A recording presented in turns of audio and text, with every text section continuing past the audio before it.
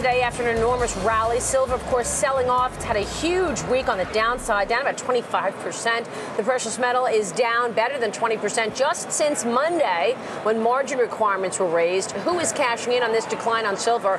Brian Sullivan joins us now with a look at who's buying and selling silver right now. Brian, over to you. All right, Maria, not a lot of buyers today. That is for sure, mostly sellers. You talked about the margin requirements, and that is a key part because we talk about the retail investor buying through ETFs, adding liquidity and driving up the price. They are related. Here's what I'm hearing about the silver slide. Number one, you talked about margins. They're going up tomorrow. They're also going up again on Monday. The CME has already raised them twice, in fact, 4 times in the last couple of trading weeks. So that is a big deal. Look at this. As of last night, it's $18,900 going to tonight. And then on Monday, that margin requirement goes up again to $21,600. Compare that to just a year ago when it was over $4,000. Why do you care? Well, you care because as margin requirements go up, Maria, it's not going to hit Goldman Sachs. It's not going to hit John Paulson or George Soros' hedge fund. It's going to hit the smaller investor that maybe says, I can't afford that.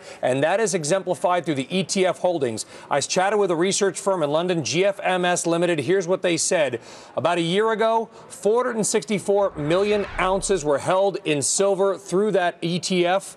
Today, 606 million, and then it's coming down, in fact, as of Monday to 600 million. So it surged in the last couple of sessions, Maria.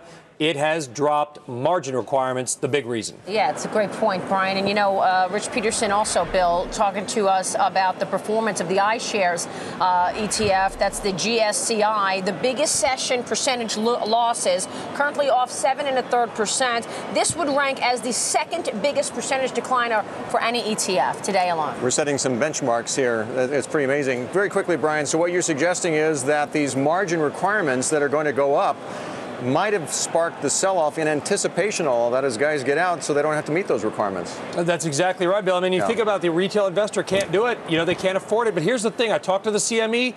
Listen, if we see prices fall, margin requirements could then start to come back down. Something to keep in mind. Very interesting. All right, Brian, thanks.